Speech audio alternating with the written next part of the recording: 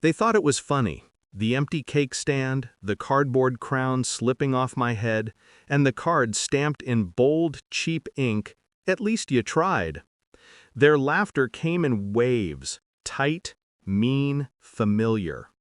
I didn't blink. I didn't ask where the real cake was or why they all felt united in humiliating me on my birthday of all days. I just sat there, hands folded, looking at the hollow space where sweetness should have been. I took it the way I've taken everything in this family, quietly, efficiently, without interrupting their joy in tearing me apart. Mom snapped the photo.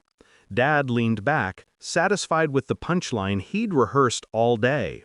My brother, arms crossed, smirk embedded like a lifelong stamp. "Smile," he reminded me, as if my face belonged to him, too. I smiled, a calm, steady one. The kind that looks good on screens, but leaves a chill in the room if anyone is really paying attention. No one did. They moved on to wine, to gossip, to clinking glasses over my head. I slipped away, not in anger, not in haste, but in precision. I picked up the car keys from the dish by the door. Not mine, Dad's, the good car, the one he polishes every Sunday while pretending not to see me cutting the grass. Nobody even looked up. That was the last moment I spent in that house. I used to believe they loved me. I used to interpret neglect as busy schedules, criticism as motivation, and their passive jabs as tradition. Mom told me I was sensitive. Dad said I was slow to grow up. My brother perfected the art of backhanded praise before he learned multiplication. Still, I tried. I tried so hard I molded myself into their expectations.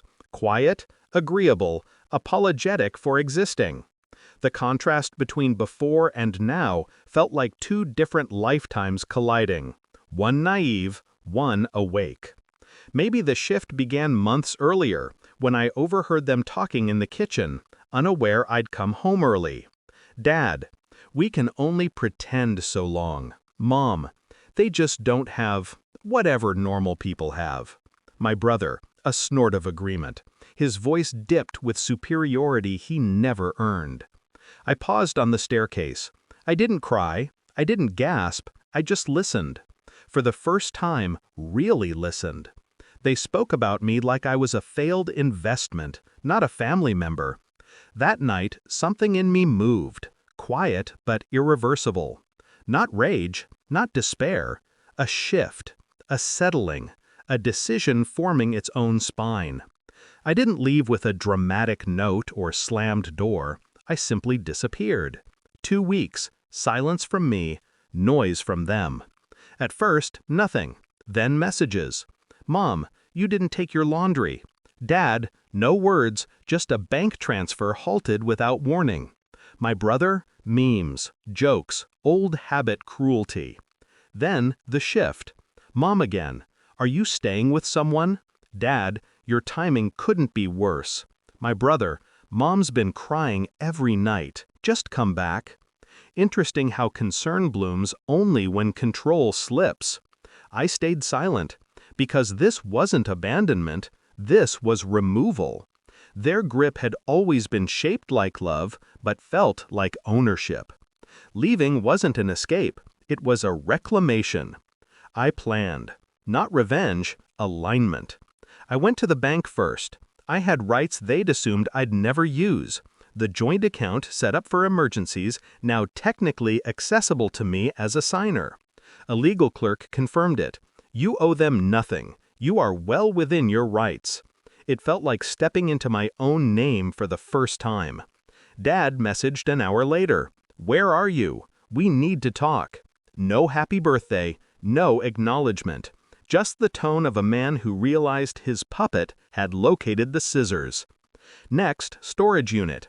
A clean, private space where I moved every box, every book, every photo they'd claimed took too much room.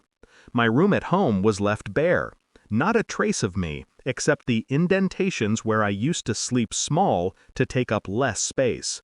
Finally, the message I'd been waiting for. "Mom, please, we didn't mean it. It was just a joke." The thing about jokes, they only land if everyone's laughing. The confrontation happened without theatrics, not face-to-face, not emotional. I sent a single group message, my voice clear and measured. I didn't leave because you forgot a cake. I left because that empty stand was the most honest thing you've ever given me. I finally see it. The joke wasn't the card. It was my role here. Delivered, read, seen. Dad called. I let it ring. Mom tried video. Decline.